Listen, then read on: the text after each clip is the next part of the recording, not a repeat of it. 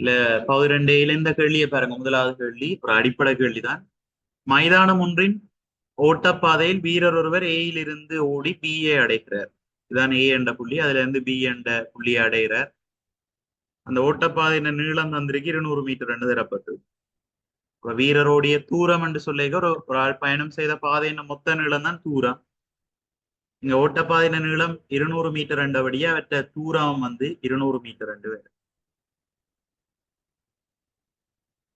அதே நேரம் அவர் அடைந்த இடப்பெயர்ச்சி என்று சொல்லிக்க ஒரு ஒரு பொருள் ஆரம்பத்தில் இருந்த தானத்துக்கும் இறுதியில இருந்த தானத்துக்கும் இடையில இருக்கக்கூடிய குறித்த திசையில் அமைந்த நீளத்தை தான் இடப்பெயர்ச்சி என்று சொல்றோம். அப்ப ஒரு பொருளுடைய ஆரம்பத்தானவே இவற்ற இறுதி புள்ளி பாத்தீங்கன்னா பி ரெண்டுக்கும் இடையில குறித்த திசையில் அமைந்திருக்கக்கூடிய நீளம் அண்டைக்குள்ள இந்த 160 மீட்டர். இப்ப இது கட்டாயமா நாங்கள் திசை கருதி கொள்ள வேணும். 160 மீட்டர் இடப்பெயர்ச்சி என்றபடியே திசை குறிக்கணும். 160 மீட்டர் என்றது பருமன். திசை அண்டைக்குள்ள 160 மீட்டர் வடக்கிலிருந்து 70 பாகை மேற்கா. சரியா? வடக்கிலிருந்து 70 பாகை மேற்கு திசை.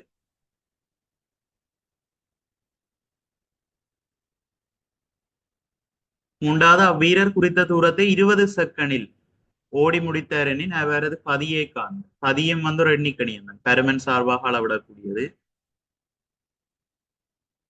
அலகு நேரத்துல சென்ற தூரம் தான் கதி என்று சொல்றான். தூரத்தின் கீழ் நேரம். தூரம் சார்பாக அளவிடப்படுறபடியே கதியும் ஒரு எண்ணிக்கணியம். இங்க சென்ற தூரம் 200 மீட்டர். அடுத்த நேரம் 20 செகண்ட். ஆவை சுருக்கினம் என்றா 0 வெட்டுப்படும். ஈர் 10 20 என்று வரும். 10 மீட்டர் பெர் செகண்ட்.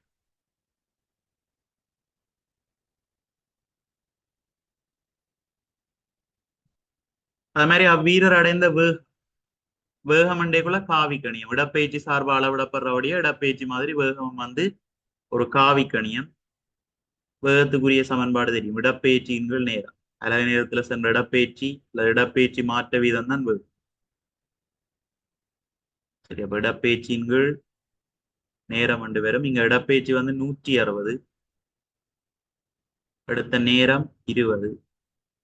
0 வெட்டுப்பட்டா 16 சுருக்கினம்டா 8 என்று வரும். 8 மீட்டர் பெர் செகண்ட்.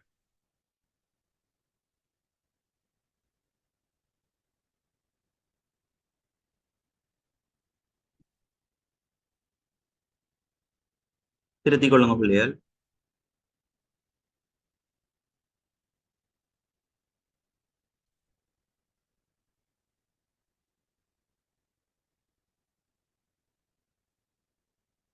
அது மாதிரி பி பார்ட் சிறுவன் ஒருவன் பயணம் செய்த பாதை என்ற விவரம் தரப்பட்டிருக்கு.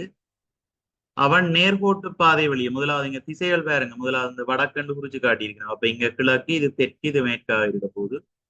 அவன் நேர்கோட்டு பாதை வழியே கிழக்கு நோக்கி ஏயிலிருந்து பியை அடைந்து பின் சி பிக்கு போறதுக்கு எடுக்கிற நேரம் எடுக்கிற அந்த தூரம் பாத்தீங்கன்னா 80 மீட்டர் என்று தரப்பட்டிருக்கு. அதே மாதிரி பியில இருந்து சிக்கு போறார். அதுக்கு எடுக்கிற தூரம் 50 மீட்டர் என்று தரப்பட்டிருக்கு.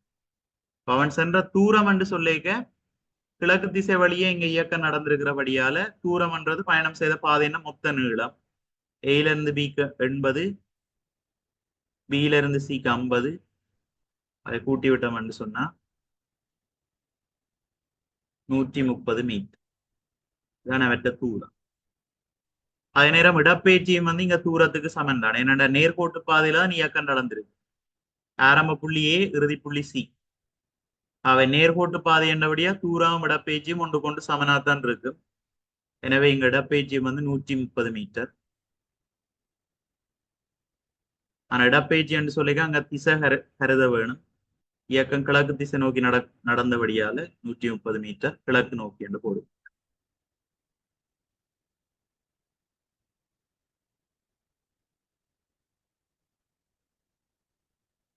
இரண்டாவது கேள்வி, அச்சிறுவன் சியிலிருந்து மேற்கு நோக்கி சென்று இறுதியாக பிஏ அடைந்தான். முதல் சி என்ற புள்ளிக்கு வர அப்புறம் சியிலிருந்து மேற்கு நோக்கி, அதாவது எதிர் திசையில பயணிக்க போறாரு. சரியா? சியிலிருந்து மேற்கு நோக்கி போய் பி என்ற புள்ளியை அடைகிறார். ஆரம்பத்திலிருந்து இறுதி வரை பயணம் செய்த மொத்த தூரம் என்றைக்குள்ள ஆரம்பத்திலிருந்து இறுதி வரை ஏல இருந்து பிக்கு போனார், அப்புறம் பில இருந்து சிக்கு போனார், இப்ப சில இருந்து பிக்கு வார. இதான் அவர் பயணம் செய்த மொத்த தூரம். சரி, எனவே 80 சக 50, அதோட இன்னும் 50 மீட்டர் தூரம் பயணம் செய்து பி என்ற புள்ளியை அடையல. அவை 50 கூட்டினோம்னா மொத்த தூரம் எங்களுக்கு வரப்போகுது 180 மீட்டர் ரெண்டு பேர். அதே நேரம் இடப்பெயர்ச்சி எண்டைக்குள்ள மாறும். இப்ப இவற்றை ஆரம்ப புள்ளி பாத்தீங்கன்னா ஏ, இறுதி புள்ளி வந்து இப்ப திருப்ப பிய அடைஞ்சிருக்கிறார். இறுதியாக அவர் அடைஞ்ச இலக்கு வந்து பி. இப்ப எங்க நிக்கிறாருன்னா பியில நிக்கிறார். இடப்பெயர்ச்சி என்றது ஒரு பொருளுடைய ஆரம்பத்தானத்துக்கும் இறுதித்தானத்துக்கும் இடையில இருக்கக்கூடிய குறித்த திசையில் அமைந்த நீளம். சரி, அப்ப இங்க அவற்றை ஆரம்ப புள்ளி ஏ, இறுதி புள்ளி வந்து பி, அதுக்கு இடையில குறித்த திசையில் அமைந்த நீளம் அண்டைக்குள்ள 80 மீட்டர். சரி, அப்ப அவர் இடப்பெயர்ச்சி எங்களுக்கு வெறும் 80 மீட்டர் ரெண்டு பேரும். இங்க கட்டாயம் திசை கொடுக்கணும். 80 மீட்டர் கிழக்கு நோக்கி. சரி, 80 மீட்டர் கிழக்கு நோக்கி.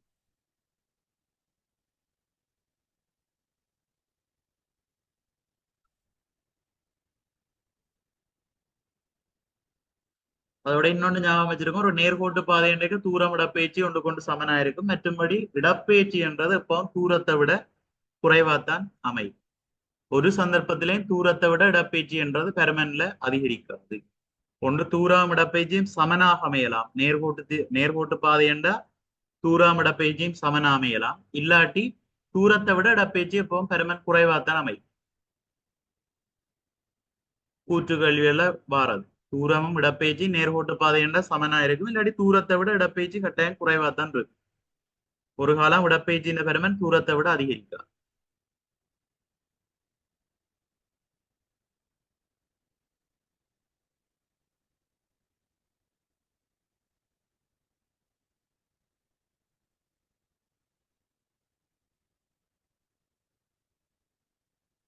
அடுத்து இரண்டாவது கேள்வி பாருங்க.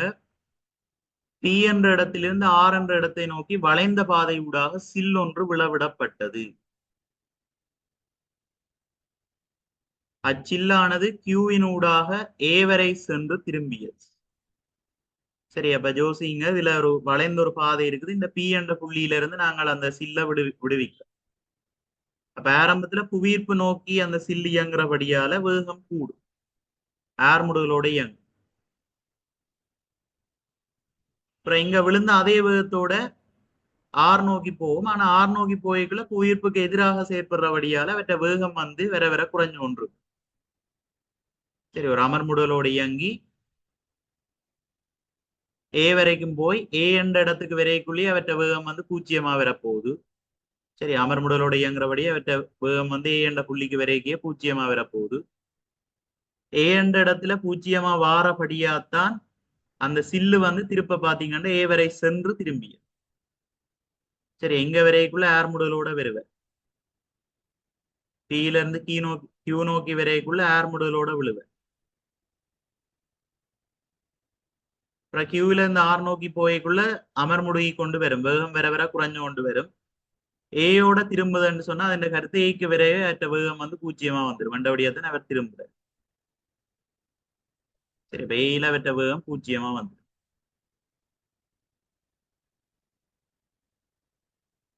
இதை வச்சுக்கொண்டு கேள்வியை பார்ப்போம். பி கியூ கியூஆர் பாதைகளில் சில்லின் வேகம் பற்றி குறிப்பிடுது. பி கியூவில சில்லின் வேகம் அதிகமா இருக்கும். அதாவது ஏர் முடுகளோடு இயங்கும்.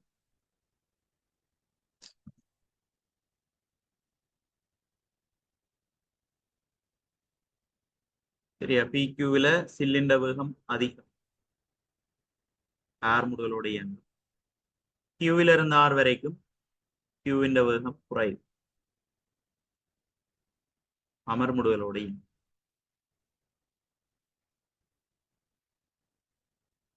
இரண்டாவது, சில்லின் வேகம் பூச்சியமாக உள்ள நிலைகளை தருக.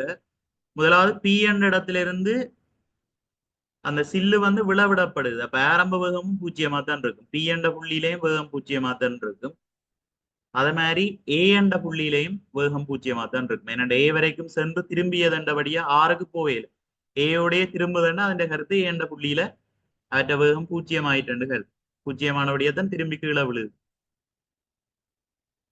சரி, அப்ப ஒன்று பியில வேகம் பூச்சியமா இருக்கும். அடுத்தது வந்து ஏயிலையும் பூச்சியமா இருக்கும்.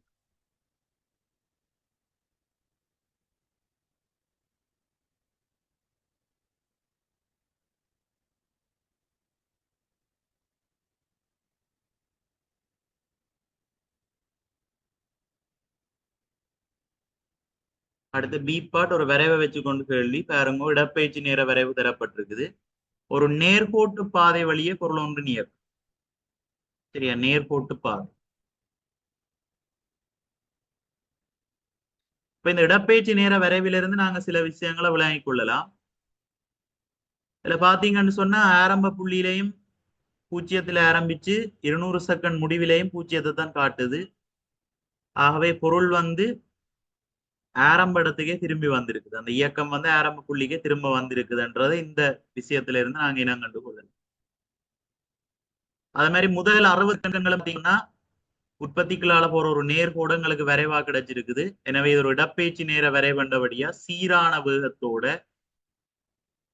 இயக்கம் நடந்திருக்கு. சரியா, சீரான வேகத்தோட குறித்த திசையில இயக்கம் நடந்தது.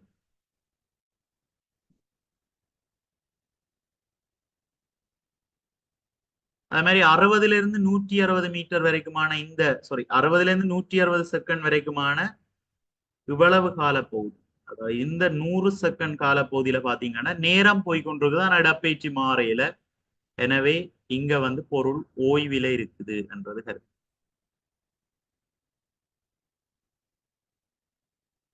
அதே மாதிரி 160ல இருந்து 200 வரைக்குமான இந்த 40 செகண்ட் கால பகுதியில பொருள் பூஜ்ஜியத்தை நோக்கி பயணிக்குது. அதாவது ஆரம்ப புள்ளியை நோக்கியே பயணிக்குது. இங்கேயும் ஒரு நேர்கோடு அமைகிறபடியால இதுவும் ஒரு சீரான வேகம் தான். ஆனா திசை வந்து எது? சீரான வேகம். திசை பாத்தீங்கன்னா ஆரம்ப திசைக்கு எதிர் திசை. முதல் 60 செகண்ட்கள் பயணித்த திசைக்கு எதிர் திசையில பயணித்துதான் ஆரம்ப புள்ளியை அடையும்.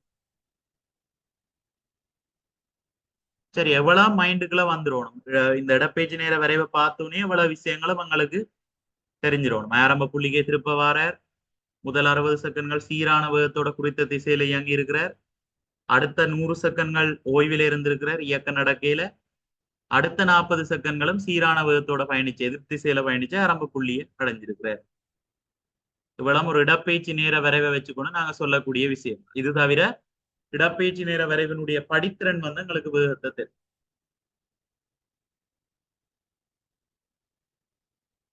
முதலாவது கேள்வியை பாருங்க. பொருள் ஆரம்பத்தில் இருந்து இயங்கிய திசையில் சென்ற தூரம் யாது? இங்க அவதானமா பார்க்கணும் பிள்ளைகள். பொருள் ஆரம்பத்தில் இருந்து இயங்கிய திசையில் சென்ற தூரம். சொல்லுங்க பாப்போம். ஆரம்பத்திலிருந்து இயங்கிய திசையில் சென்ற தூரம் என்றா எவ்வளவு கொடுப்பீங்க? இயங்கிய திசையில் 240 மீட்டர். 240. 240 மீட்டர். பொருள் சென்ற மொத்த தூரம் என்றா எவ்வளவு கொடுப்பீங்களா?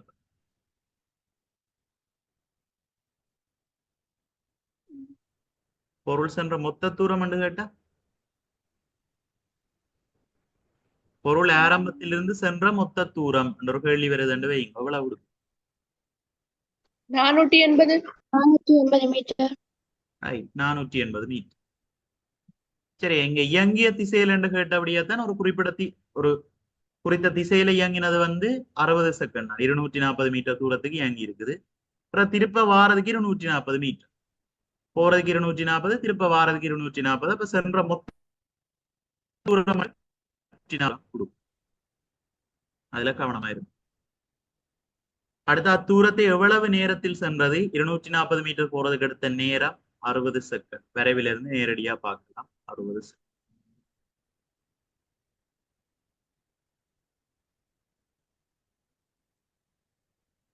அடுத்த பாருங்க. அந்நேரத்தில் பொருளின் வேகத்தை காண்க. இது ஒரு நேர்கோட்டு பாதை என்றபடியா இடப்பெயர்ச்சி தூரம் எல்லாம் ஒன்று கொண்டு சமன்தான்.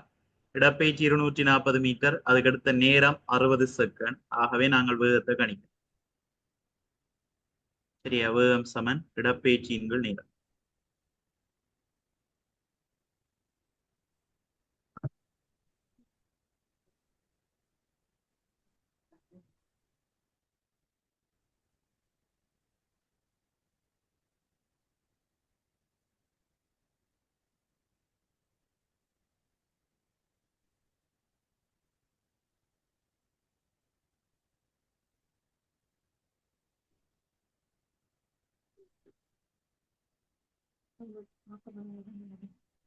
சரி, இடப்பெயர்ச்சியின் நேரம். இடப்பெயர்ச்சி பாத்தீங்கன்னா 240 மீட்டர். அதுக்கடுத்த நேரம் 60 செகண்ட். சுருக்கினோம்டா சரி 0 வெட்டுப்படும் 24 6 சுருக்கினா 6 4 24 4 மீட்டர் செகண்ட் மைனஸ் 1.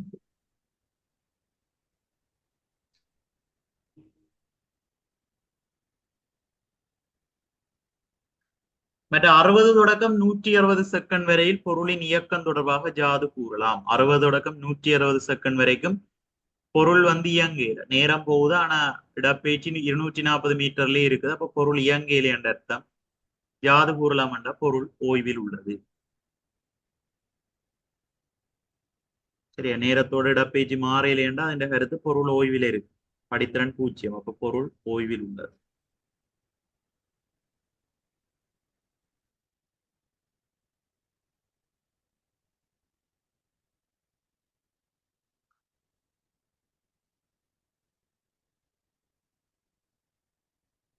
அடுத்து 160 தொடக்கம் 200 செகண்ட் வரையில் பொருளின் வேகம். 160 தொடக்கம் 200 செகண்ட் அண்டைக்குள்ள அந்த இறுதி வேகம் கேள்வடு. சரியா, 160 இருந்து 200 வரைக்கும் அண்டைக்குள்ள அந்த இறுதி 40 செகண்ட்கள்ல பொருள்ட வேகம். அதுக்கும் 240 மீட்டர் தூரம் தான் எடுக்குது. அந்த 40 செகண்ட்களும் அது பயணித்த தூரம் 240 மீட்டர். சரியா, 40 செகண்ட்களும் பயணித்த தூரம் பாத்தீங்கன்னா 240 மீட்டர். எடுக்கிற நேரம் 40 செகண்ட். அப்ப 240 40 பிரிப்போம் இந்த இடத்துல.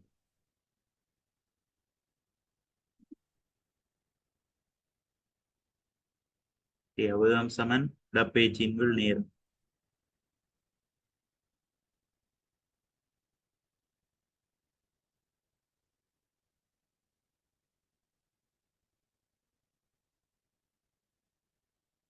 இடப்பெயர்ச்சி 240, ஆனா இங்க நேரம் வித்தியாசம் 40 செகண்ட். சுருக்கினமண்டா 6 மீட்டர் பெர் செகண்ட்.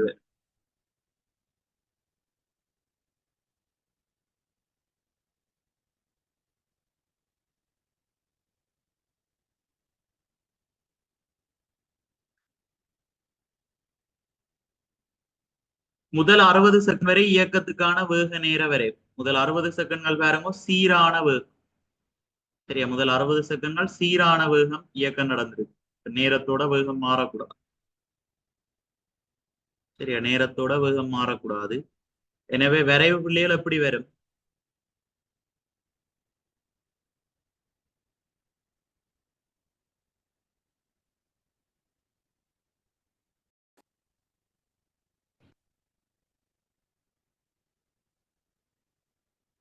அறுபது செகண்ட் இங்க 60 கொடுக்குறோம். அவர் பயணம் 4 மீட்டர் பெர் செகண்ட் வேகத்தோடய பயணம் செய்திருக்க போகுது. அப்ப இந்த இடத்துல 4 போட்டுட்டு கிராஃப் வந்து இப்படி ஒரு நேர்கோடா திருணம்ண்டாச்சு. சரியா, முதல் 60 செகண்ட்களும் இப்படி கிடையான ஒரு நேர்கோடு சீரான வேகம்.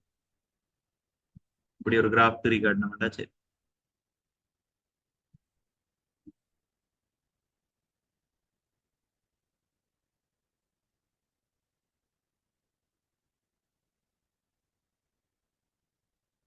அடுத்த பொருள் இயங்கிய மொத்த தூரம் இடப்பெயர்ச்சியும் கேட்டிருக்கீங்கன்னா, பொருள் இயங்கின மொத்த தூரம் அண்டைக்குள்ள 480, போறதுக்கு 480, வர்றதுக்கு 480. ஆகவே மொத்த தூரம் வந்து போறதுக்கு 240, வர்றதுக்கு 240 என்றபடியே மொத்த தூரம் 480 மீட்டர் 2 பேர். மொத்த இடப்பெயர்ச்சி பாத்தீங்கன்னா இங்க ஆரம்ப புள்ளிக்கே திருப்ப வார. சரி, ஆரம்பத்திலையும் 0, 200 செகண்ட் முடிவிலையும் 0 என்றபடியா ஆரம்ப புள்ளிக்கே திருப்ப வாரபடியா மொத்த இடப்பெயர்ச்சி 0.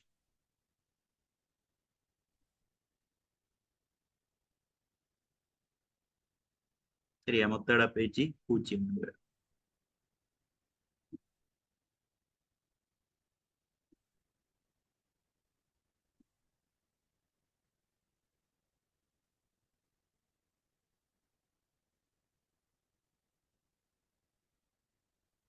இப்பெல்லாம் சரியா பிள்ளையார்?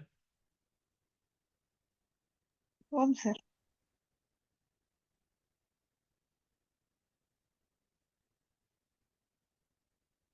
தேவையான அளவு திருத்திக் கொள்ளுங்க.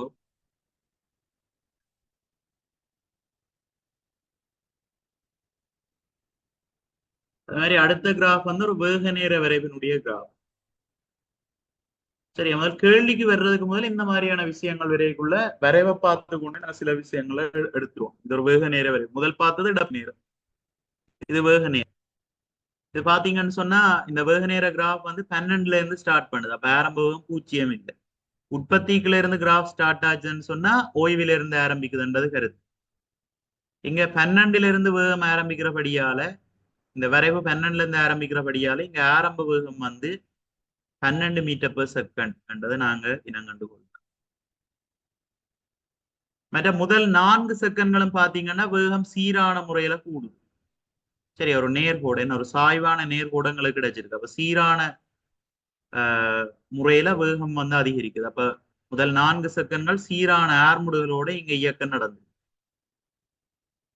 சரியா, முதல் 4 செகண்ட்களும் சீரான ஆர்முடுகளோட இயக்கம் நடந்திருக்கு.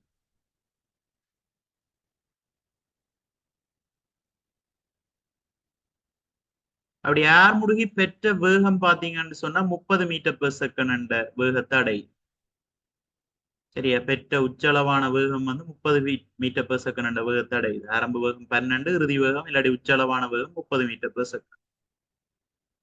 அப்புறம் அதே வேகத்தோட தொடர்ந்து பயணிக்குது. பாருங்க, 4 செகண்டுக்குள்ள அடுத்த 6 செகண்ட்கள் காலப்பகுதிக்கு, சரி, அடுத்த 6 செகண்ட் காலப்பகுதிக்கு அதே வேகம், அதாவது 12 மீட்டர் பெர் செகண்ட் அதே வேகத்தோட பயணிக்கிறேன்.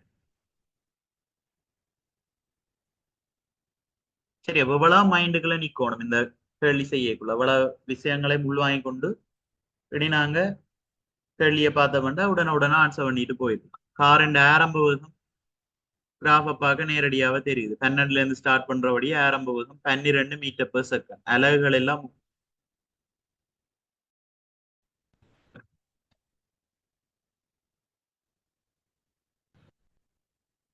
அது மாதிரி கார் அடைந்து உச்ச வேகம் அண்டைக்குள்ள 12ல இருந்து சீராக ஆர்முடைய 30 மீட்டர் பெர் செகண்ட் வேகத்தை அடையுது. அதான் உச்ச வேகம், 30 மீட்டர் பெர் செகண்ட். அடுத்த முதல் 4 செகண்ட் வரை காரின் இயக்கம் பற்றி யாது கூறுவீர்? முதல் 4 செகண்ட்கள் ஒரு சாய்வான நேர்கோடா இருக்கிறபடியால படித்திறன் வந்து வேற வேற படித்திறன் மாறாம இருக்குது. அதாவது சீரான முறையில வேகம் வந்து அதிகரிக்குது என்பது அர்த்தம். எனவே இயக்கம் பற்றி யாது கூறுவீர்? சி முதலுக்கு. சரியா, சீரான ஆர் முதலுக்குரிய இயக்கம்.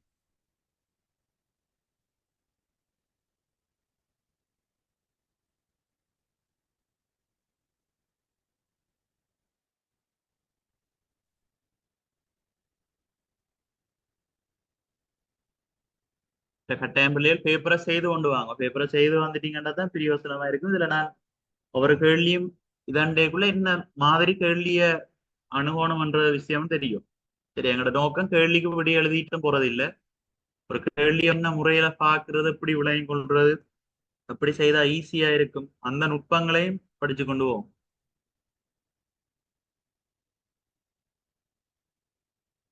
சரி, அதான் இந்த பேப்பர் கிளாஸ்ல முக்கியமான விஷயம். கேள்விக்கு பதில் எழுதுறது மட்டும் எங்களோட நோக்கமா இருக்கக்கூடாது. நீங்க வீட்டை செய்யறது. பேப்பர் கிளாஸ்ல நீங்க ஜாயின் பண்ணிருக்கீங்க, நீங்க முக்கியமா கவனிக்க வேண்டிய விஷயங்கள் அந்த கேள்வியை ஒன்று செய்ய வழிக்குடையக்க என்ன மெதட்ல எடுத்தோடனே கேள்விக்கு போறது. அந்த கிராஃப் வந்ததுன்னா அந்த கிராஃபை பார்த்து விளங்கி கொண்டு அதுக்கு பிறகு நாங்க கேள்வி போனோம்னா அப்படியே அந்த சொல்லித்தார அந்த நுட்பங்களை வடிவா கவனிங்க, அதான் முக்கியம்.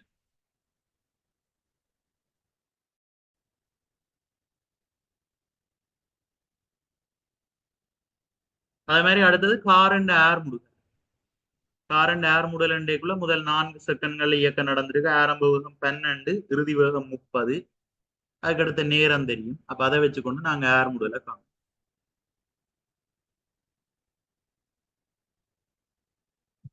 சரி, ஏர் முடல் காண்றதுக்குரிய சமன்பாடு தெரியும். ஏர் முடுதல் சமன் இறுதி வேகம் சய ஆரம்ப வேகம். இறுதி வேகம் வி என்று குறிப்போம். ஆரம்ப வேகம் ஜூ. அடுத்த நேரம் டி. இறுதி வேகத்துக்கு பதிலாக 30, ஆரம்ப வேகம் இங்க 12, அடுத்த நேரம் 4. சரியா, 30ல 12 போச்சுதுன்னு சொன்னால் 18 வரும்.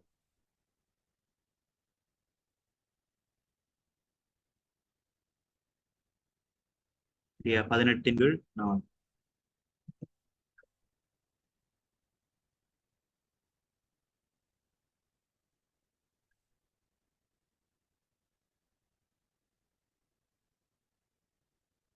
சரியா தசத்துல தான் விட வரப்போகுது.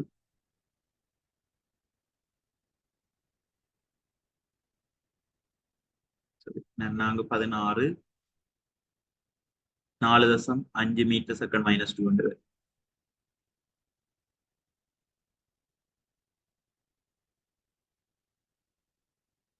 சரி இறுதி வேகம் 30, ஆரம்ப வேகம் 12, அதுக்கு அடுத்த நேரம் 4 சுருக்கினமண்டா 4.5 மீட்டர் செகண்ட் -2.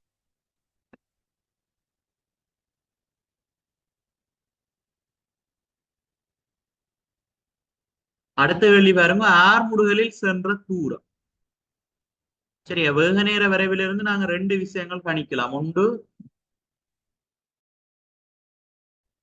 ஆர்முடுகளை தெரியும் ஆர்முடல் அந்த படித்திறன் மறையில வந்ததுன்னா அமர்முடுகள். அதே மாதிரி அவங்க இடப்பெயர்ச்சி அல்லது சென்ற தூரத்தை தெரியும். சரி அது சீரான ஆர்முடலோட சென்ற தூரம் தான் எங்களை கேட்டு. சரி இந்த கிராஃபில் எங்களை கேட்ட விஷயம் ஆர்முடுகளோட சென்ற தூரம் தான் கேட்டு. அப்ப ஆர்முடலோட சென்ற தூரம் அண்டைக்குள்ள முதல் 4 செகண்ட்கள் சென்ற தூரம். இப்ப வரைவு எக்ஸச்சோட அடைக்கிற இவ்வளவு பரப்புன்னு தான் எங்களுக்கு வரும். சரியா வரைவு எக்ஸச்சோட அடைக்கிற இவ்வளவு பரப்பு சென்ற இடப்பெயர்ச்சிக்கு சமன். இது ஒரு சரிவகமா வாரபடியா சரிவகத்தின் பரப்பு எங்களுக்கு இடப்பெயர்ச்சி. சரி ஒரு சரிவகம் அண்டைக்குள்ள இது ரெண்டும் சமாந்தர பக்கங்களை நாங்க எடுக்கலாம். ஒரு சமாந்தர பக்கத்தின் நீளம் 12, மற்றவற்ற நீளம் 30. அது மாதிரி செங்குத்துயரமாக இதை எடுக்கலாம், அது வந்து 4. எனவே இந்த சரிவக பரப்பு வந்து எங்களுக்கு சென்ற இடப்பெயர்ச்சி இல்லாட்டி சென்ற தூரத்தை தெரியும்.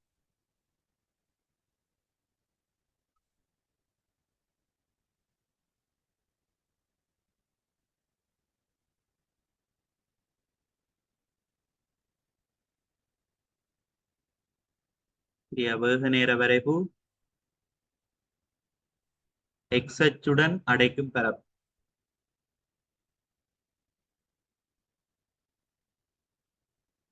வேக நேர வரைவு எக்ஸ் அச்சோடு அடைக்கிற பரப்பு இடப்பெயர்ச்சிக்கு சமன். அது இங்க ஆர்முடலோட சென்ற தூரம் அண்டைக்குள்ள சரிவக பரப்புக்கு சமன். சரிவக பரப்பு காண்றதுக்குரிய சமன்பாடு போடுவீங்க. அரை தர சமாந்திர பக்கங்கள கூட்டுத்தொகை 1 12 மற்றது வந்து 30 செங்குத்துயரம் 4.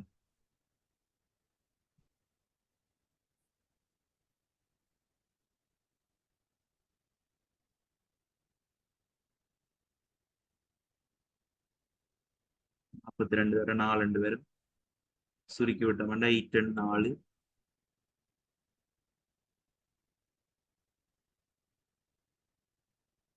84 மீட்டர். அதாவது ஆர்முடலோட சென்ற தூரம் பெறுவங்களுக்கு 84 மீட்டர் 2 பேர்.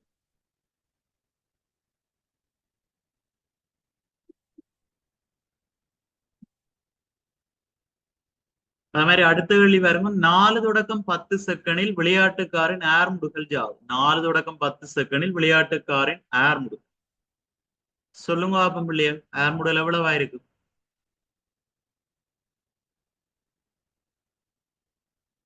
சொல்லுங்க 4 தொடக்கம் 10 செகண்ட்கள்ல விளையாட்டுக்காரன் ஆர்முடுகள் கேட்கணும் எவ்வளவு? 0. 0. சீரான வேகம் என ஆரம்ப வேகமும் இறுதி வேகமும் சமன். ஆகவே படித்திறன் வந்து மாறாது. சரி ஆர்முடல் வந்து 0. 4 தொடக்கம் 10 செகண்ட்கள் கால பகுதியில் 0.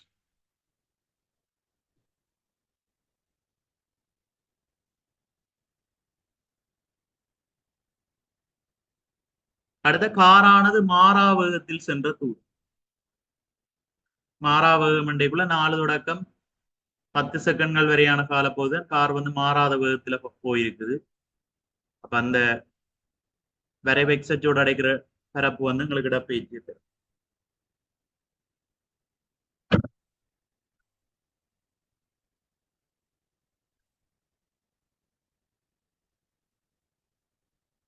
சரி எந்த கிராஃப்?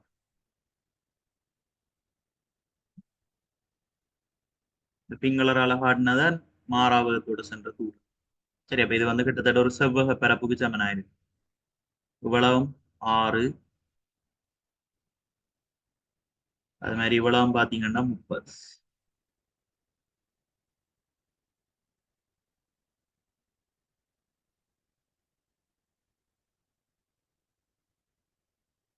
சரியா? மாறாவகத்தில் சென்ற தூரம் சமன் விடி கிராஃப் எக்ஸ் அச்சோடு அடைகிற பரப்பு. அது வந்து ஒரு செவ்வக பரப்புக்கு சமம்.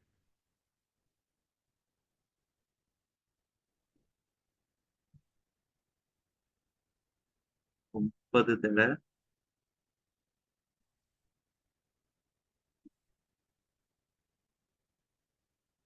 சரி 30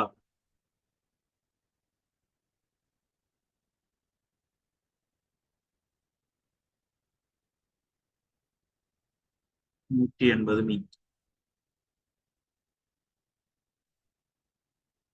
அடுத்த கார் இயங்கிய மொத்த தூரம் ஏற்கனவே நாங்கள் மாறாவகத்தோடு சென்ற தூரம் எங்களுக்கு தெரியும், ஏர் முடலோட சென்ற தூரம் தெரியும். ரெண்டையும் கூட்டி விட்டோம்னா மொத்த தூரம் வரும்.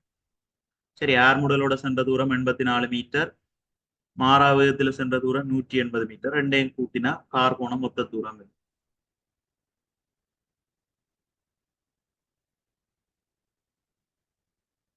264 மீட்டர்.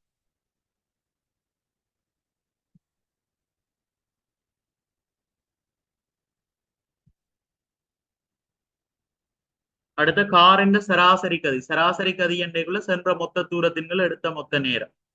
சென்ற மொத்த தூரம் கணிச்சிட்டோம், அதுக்கு அடுத்த நேரம் வந்து 10 செகண்ட். சரியா? வரைவின்படி 10 செகண்ட் காலப்போது எடுத்திருக்கு அதுக்கு. எனவே சராசரி கதி சென்ற மொத்த தூரத்தின்கள் எடுத்த மொத்த நேரம் வந்து போட்டு கண்டாச்சு.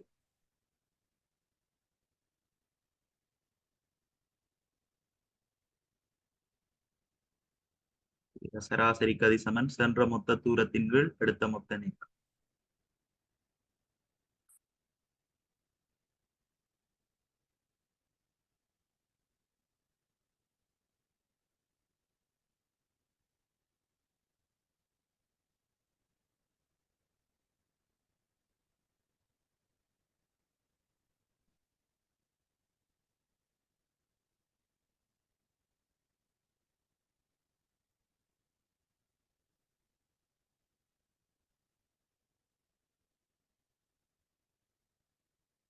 சரியா? சென்ற மொத்த தூரம் 264 மீட்டர். அதுக்கு அடுத்த நேரம் பாத்தீங்கன்னா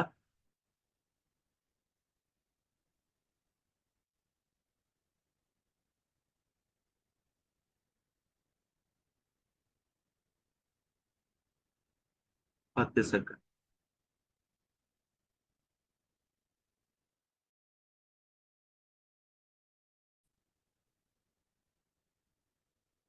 இருபத்தி 6.4 மீட்டர் செகண்ட் மைனஸ்.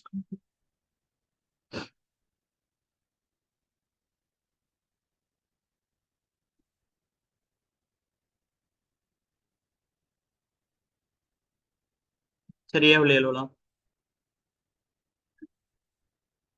Okay.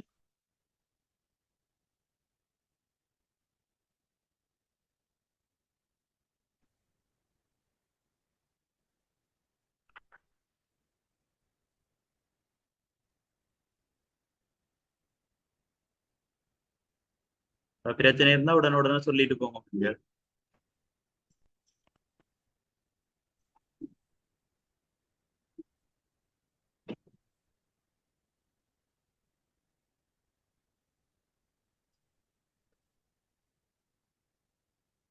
நாங்கள் பார்க்க வேண்டியது இந்த 4வது கேள்வி. கவனிங்க.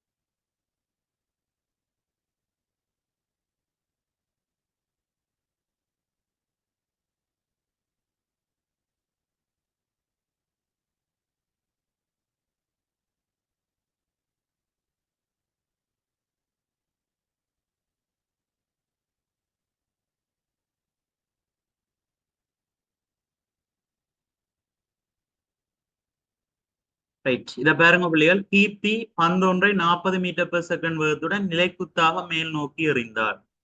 புவியீர்ப்பு ஆர்முடல் தந்திருக்கு 10 மீட்டர் செகண்ட் -2. சரியா, 40 மீட்டர் பெர் செகண்ட் என்ற வேகத்தோட மேல் நோக்கி அவ பந்து எறிய போறா. அப்ப பந்தின் ஆரம்ப வேகம் வந்து 40 மீட்டர் பெர் செகண்ட் ஆயிருக்கும். ரைட், நாங்க பார்ப்போம் பிள்ளைகள். அப்ப கீர்த்தி வந்து 40 மீட்டர் பெர் செகண்ட் வேகத்தோட பந்த நிலைக்குத்தாக மேல் நோக்கி எறிய போறா. ஆரம்ப வேகம் 40 மீட்டர் பெர் செகண்ட். மற்ற இது ஒரு புவியீர்ப்பின் கீழான ஆர்முடல் என்றபடியா, புவியீர்ப்பின் கீழான இயக்கம் என்றபடியா ஆர்முடல் 10 மீட்டர் செகண்ட் -2. அப்ப மேல் நோக்கி நாங்க எறிகிறோம், புவியீர்ப்புக்கு எதிராக வேலை செய்ய போறோம். எனவே 10 படி வேகம் வந்து குறை. சரியா, ஒவ்வொரு செகண்டுக்கும் 10 படி வேகம் வந்து குறை. முதலாவது செகண்ட்ல அவற்ற வேகம் வந்து 30 குறை, 30 மீட்டர் பெர் செகண்டா குறையும் 10. அப்புறம் அடுத்த செகண்டுக்கு வந்து 20 குறை. அப்புறம் 3வது செகண்ட் முடிவில் 10 குறையும். 4வது செகண்ட் முடிவில் பாத்தீங்கன்னா 0க்கு வரும். அதான் அவர் அடையிற உச்ச உயரமா இருக்கு. 4 செகண்ட்ல உச்ச உயரத்தை தொடுவார். அதுக்கு பிறகு பந்து வந்து கீழ் நோக்கி விழ ஆரம்பிக்கும். சரியா, பந்து வந்து கீழ் நோக்கி விழ ஆரம்பிக்கும்.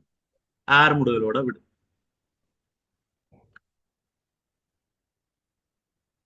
கேள்விக்குள்ள வருவோம். பந்தின் வேகம் மாறும் கோலத்தை காட்டும் வேக நேர அட்டவணையை நிரப்பட்டான். முதல் 4 செகண்ட்களுக்கு தான் தரப்பட்டிருக்கு. சரி, அப்ப அடையிற வேகத்தை பார்த்தோம்னு சொன்னா முதலாவது ஆரம்ப வேகம் 40, 30, 20, 10, 4 செகண்ட் முடிவில் ஓய்வுக்கு வருவார் 0. அடுத்து இவ்வியக்கத்தை வகை குறிப்பதற்கான வேக நேர வரைவு. வேக நேர வரைவு வரைய சொல்லி கேட்டா நாங்கள் கட்டாயம் முதலாவது விஷயமா அந்த அச்சுக்களை வந்து பெயரிட வேணும். இங்க வந்து இப்போ நேரம் தான் எக்ஸ் அச்சில இருக்கு. நேரம் சார்பாக வரைவு மாறுறபடியா நேரம் வந்து எக்ஸ் அச்சில நாங்க குறிப்போம், வேகத்தை y அச்சில குறிப்போம்.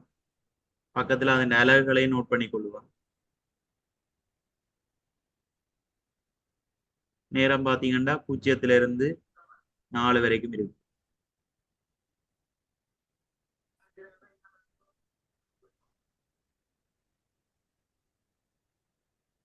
அது மாதிரி வேகம் 10 காட்டி இருக்கிறோம்.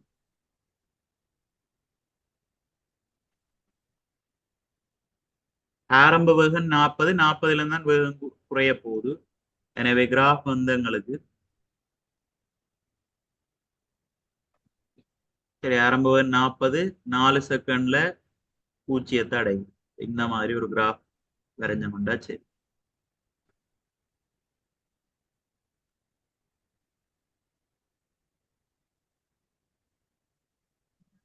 போடு, இலக்கங்கள்லாம் போடாம இப்படி குறிச்சினா இப்படி சரி, இதுல சரி வரும்.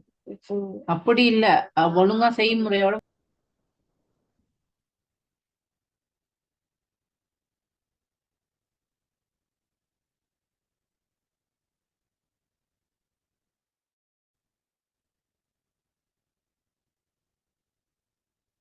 சரி, தேவையானதை குறிச்சு கொள்ளுங்க வடிவா பிள்ளைகள். மற்ற இதுல மார்க்ஸை பாருங்க, 3 மார்க்ஸ். 3 மார்க்ஸும் வந்து உண்டு அச்சுக்கள் குறிக்கிறதுக்கு ஒரு மார்க்ஸ், ஆள்கூறுகள் சரியா காட்டுறதுக்கு ஒரு மார்க்ஸ், வரைவு சரியா காட்டுறதுக்கு ஒரு மார்க்ஸ். அதான் 3 மார்க்ஸ். சரி, அப்ப அதுகளை விளங்கி வடிவா உங்களோட வரைவுகளை கீறிக்கொள்ளும். சரி, அச்சுக்கள் குறிக்கிறதுக்கு இப்ப நீங்கள் வரைவு ஆள்கூறுகள் குறிக்காம அச்சுக்கள் சனியா குறிச்சிருக்கிறது கூட ஒரு மார்க்ஸ் வந்து கிடைக்கும்.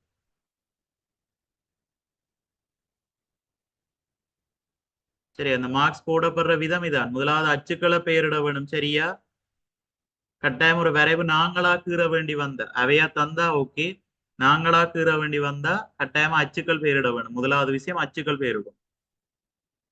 ரெண்டாவது வந்து தரப்பட்ட ஆள்கூறுகளை வடிவாக்குறோம். சரி, அதுல ஒவ்வொரு ஆள்கூறுகளுக்கும் என்னென்ன மாதிரி மாற்றங்கள் நடந்திருக்குன்னு ஒரு அட்டவணை எங்களுக்கு தரப்பட்டிருக்கு. அப்ப இந்த ஆள்கூறுகள் கட்டாயம் காட்ட வேணும். அடுத்த 3வது அந்த ஆள்கூறுகளை வச்சுக்கொண்டு கிராஃபுக்கு. சரி, அந்த 3க்கு இந்த உரிய மார்க்ஸ் தான் 3 மார்க்ஸ். அதில் கவனிச்சு அட்டவணைன்றப்போம் வரைவுக்கு இருக்கும்.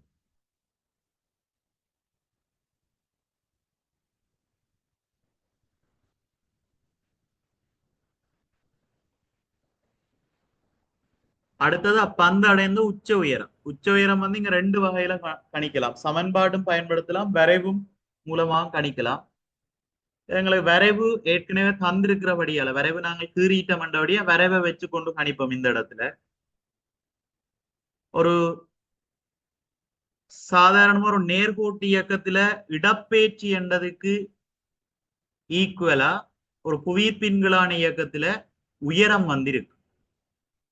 சரி, ஒரு நேர்கோட்டு இயக்கத்துல சாதாரணமா நாங்கள் இடப்பெயர்ச்சி எப்படி கணிக்கிறோம், ஒரு வெகு நேர வரைவு எக்ஸச்சோடு அடைகிற பரப்பை வச்சுக்கொண்டு இடப்பெயர்ச்சியை கணிப்போம். அது மாதிரி இங்க தந்திருக்கிற வந்து ஒரு புவியீர்ப்பின்களான இயக்கம் என்றபடியா இங்க இடப்பெயர்ச்சிக்கு பதிலா உயரம் தான் கருதப்படும். அப்ப இங்க உச்ச உயரத்தை எப்படி கணிக்கலாம்னா இந்த வெகு நேர வரைவு எக்ஸச்சோடு அடைக்கிற பரப்பு எங்களுக்கு வந்து உச்ச இடப்பெயர்ச்சியை தரும். சரி, அப்ப இது ஒரு முக்கோணம் அமைகிறபடியா முக்கோணத்தின் பரப்பு எங்களுக்கு உச்ச உயரத்தை தரும். சரியா, முக்கோண பரப்பு சமன் அரை தர அடிதர செங்குத்துயரம்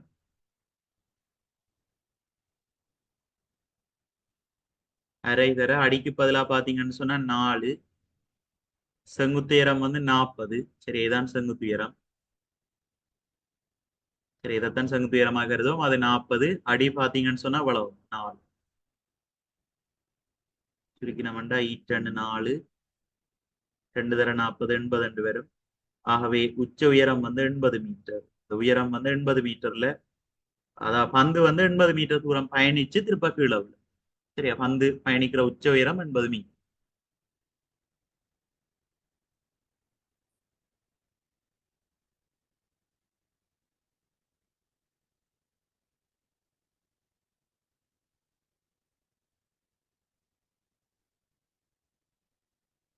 சரியா இல்லையா?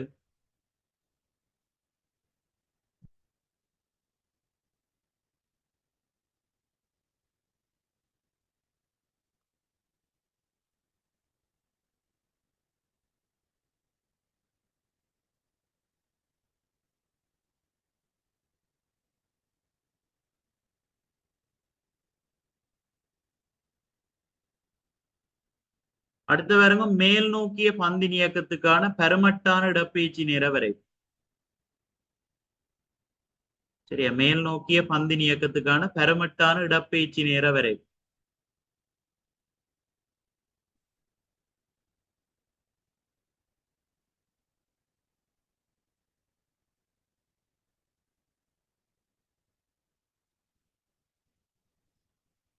இடப்பெயர்ச்சி நேர வரைவண்டைக்குள்ளேயும் அதே விஷயம்தான். இந்த இடத்துல நாங்க நேரம் குறிக்கணும். அப்போ எக்ஸ் அச்சு சார்பா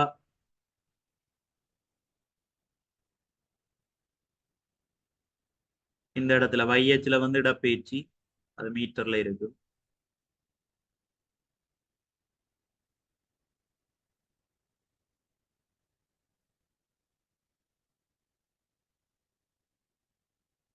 ரைட், இதுல பெருமட்டா இதுல வந்து புள்ளிகள் நாங்க போட வேண்டிய அவசியம் இல்லை. பெருமட்டாண்டு கேட்டா, சரியா, பெருமட்டான வரைவண்டு கேட்டா அந்த கிராஃபின் அமைப்பை நாங்கள் கீறினோம்டா சரி. இப்போ முதலாவது உங்களுக்கு தந்த மாதிரி ஒரு அட்டவணை போட்டு அதை வகைக்குறிக்கிறதுக்குரிய வெகு நேர வரைய சொல்லி கேட்டா சரியான தகவலை நிரப்பித்தான் நாங்கள் வரைவு வந்து வரைஞ்சு கொள்வோம். சரியா, முழு விஷயங்களும் பூரணப்படுத்தி தான் நாங்க வரைவு வந்து வரைவோம். ஆனா பெருமட்டான வரைவு என்று கேட்டா நாங்கள் அந்த கிராஃப் எப்படி அமையுமோ அதை பெருமட்டா கொடுத்தோம்டா சரி. இதுல சொல்லுங்க பிள்ளைகள், இங்க நடக்கிற விஷயம் வந்து இதன் இயக்கம் வந்து எப்படிப்பட்டதா இருக்கு சொல்லுங்க பாப்போம். இந்த இயக்கத்தை வந்து நாங்க என்னன்னு சொல்லுவோம்? ஏர் முடுகலா அமர் முடுகலா, என்ன மாதிரியான இயக்கம்?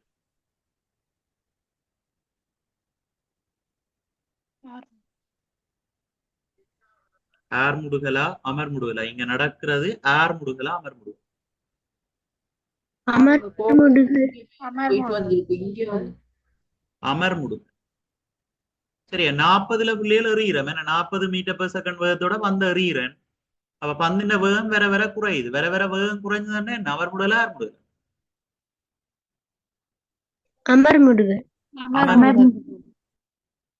ரைட். அப்ப அமர்முடுதல்ன்றது கண்டுபிடிச்சிட்டு மேல உள்ள கிராஃப்ல இருந்து இப்ப எங்களுக்கு கேள்வி இடப்பெயர்ச்சி நேர வரைவு மூலமா அதை காட்டுட்டோம். சரி, இடப்பெயர்ச்சி நேர வரைவு மூலமா அதை காட்டுட்டோம். இடப்பெயர்ச்சி நேர வரைவின் படித்திறன் எங்களுக்கு வேகத்தை தரும். அப்ப இங்க வேகம் வந்து வர வர குறையிற மாதிரி அமையணும்டா கிராஃப் வந்து பிள்ளைகள் எங்களுக்கு எப்படி அமையும்? அதாவது அமர்முடலை காட்டுறதுக்குரிய இடப்பெயர்ச்சி நேர வரைவு எங்களுக்கு எப்படி அமையும்? எம்சிக்யூ படிக்கக்குள்ள ஒரு கிராஃபும் எப்படி வரும்ன்றதை சொல்லி தந்தேன்.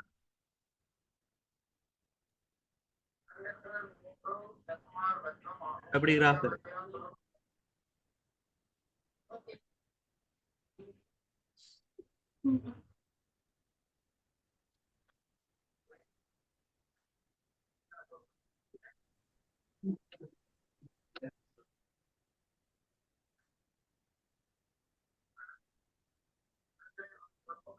ஏ தொடக்கம் டி வரைக்கும் 4 கிராஃப் தந்திருக்கிறேன். அதுல என்ன எது மாதிரி வரும்னு சொல்லுங்க.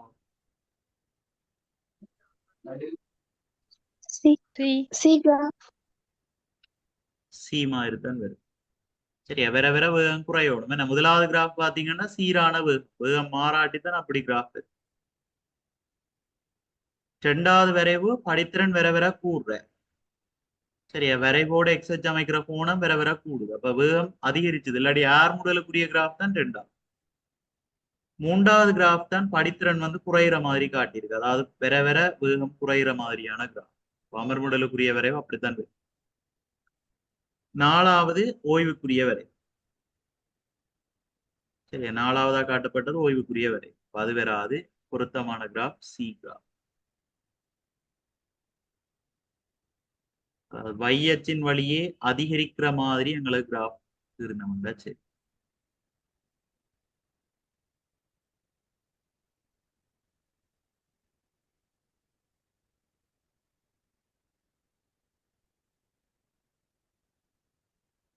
சரி, இதுல வந்து 4 செகண்ட் குறிப்பீங்க. இந்த இடத்துல வந்து 80 குறிப்பீங்க. இவ்வளவு குறிச்ச வேண்டாம். சரி சரி, உச்ச உயரம் கண்டு நாங்கள் 80 மீட்டர். அவங்க இடப்பெயர்ச்சி வந்து 80 காட்டுவோம். அந்த 80 மீட்டர் அடையிறதுக்குரிய நேரம் பாத்தீங்கன்னா 4 செகண்ட். அவ்வளவு குறிச்ச வேண்டாம். சரி சரியா, கிராஃப வடிவாக்கு ரிப்போர்ட் பெருமட்டானபடியே நாங்க இறுதி நேரமும் இறுதியாடைந்த அந்த இடப்பெயர்ச்சியை மட்டும் காட்டினோம்னா சரி. ஒரு அட்டவணை திறப்படைக்குள்ள அது அதுல உள்ள தகவலை நாங்க சரியான முறையில குறிக்கணும். இது பெருமட்டான கிராஃப் என்றபடியே நாங்க இவ்வளவு விஷயங்களை குறிச்சு ஒரு கிராஃப் இருந்தோம்னா சரி. இவ்வளவு கிளியரா இல்லையா? ஓ டீச்சர்.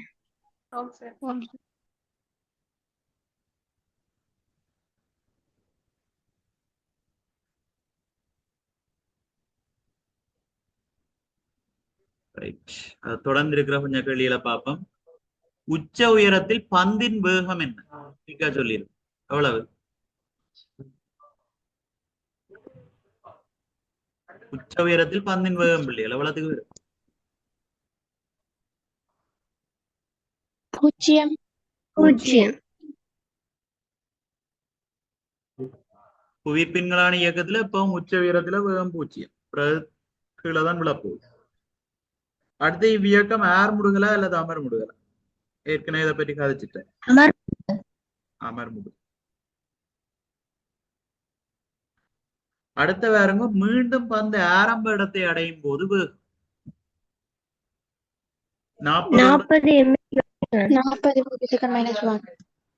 40ஓட ரீரன்டா திருப்ப கைக்கு வரைக்குள்ளே 40ல தான் வரும். சரியா, வழித்தடை இந்த மாதிரி கணக்குகள் செய்யக்குள்ள வழித்தடையை புறக்கணிச்சு கொண்டுதான் நாங்க செய்வோம். புவி பேர் முதல் 10 மீட்டர் செகண்ட் -200 எடுக்கிறோம்.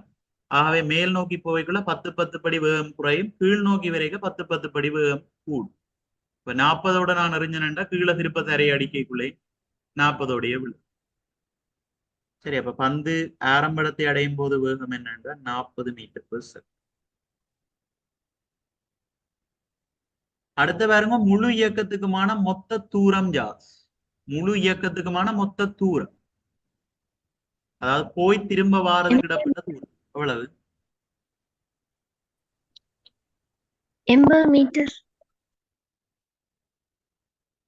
முழு இயக்கம் முழு இயக்கம் 160 மீட்டர். 160 மீட்டர். சரி, உச்ச உயரத்துக்கு போறதுக்கு தான் 80 மீட்டர். முழு இயக்கம் அண்டைக்குள்ள பந்து திருப்ப ஆரம்ப இடத்தை அடையும் வரைக்குமான இயக்கம் தான் மொத்த இயக்கம். அப்ப மொத்த இயக்கத்துக்கு எடுக்கிற நேரம் போறதுக்கு 80 திருப்ப 80 மீட்டர்ல இருந்து தான் விழணும் கீழ் நோக்கி. அப்ப 80 160 மீட்டர். முழு இயக்கத்துக்குமான மொத்த இடப்பெயர்ச்சி என்று கேட்டா 0. 0.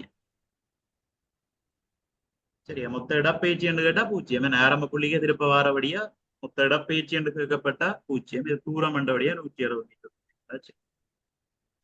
வேணாம் வருது, ரெட் பண்ண வருது. சரியா இல்லையா?